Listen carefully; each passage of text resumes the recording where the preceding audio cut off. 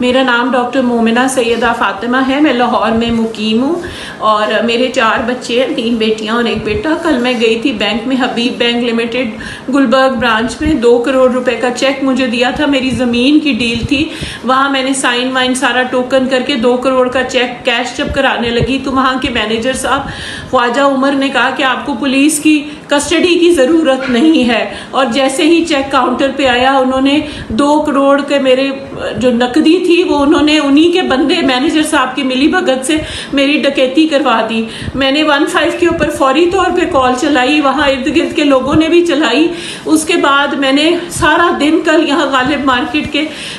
تھانے میں گزارا، حالانکہ ایس پی صاحبہ امارہ شرازی جائے وقوع پہ بھی آئی تھی، اس کے باوجود انہوں نے کہا تھا ان کو مارو اور ان سے پیسے لو اس کے باوجود پرچہ رات 1 بجے دیا گیا، اور آج مجھے تھانے بلا کے اتنا ذلیل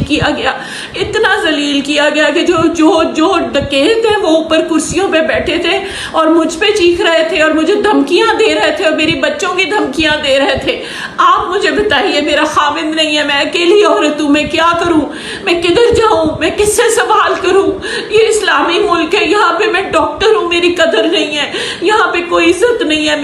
میری زندگی عذاب ہوئی بھی ہے، میرا خاوند نہیں ہے، مجھے ذلیل کر رہے ہیں، پولیس جو ہے کچھ نہیں سن رہی، گرفتاری بھی نہیں ڈالی اس نے ان کی۔ اب مجھے بتائیے میں کس کا دروازہ کھٹکھٹاؤں؟ میری چیف منسٹر صاحب سے اپیل ہے، میری آئی جی سے اپیل ہے، سی سی پی او سے اپیل ہے، خدا رسول کا واسطہ،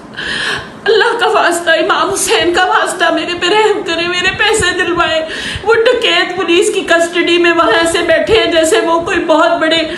بہت ہی عزت دار آدمی ہے، اور مجھے دھکے کھلا کے ذلیل کیا جا رہا ہے۔ میری مدد کریں خدا کے واسطے، سب کے گھر میں بیٹی ہے، ورنہ میں اپنی جان دے دوں گی، میں اپنے آپ کو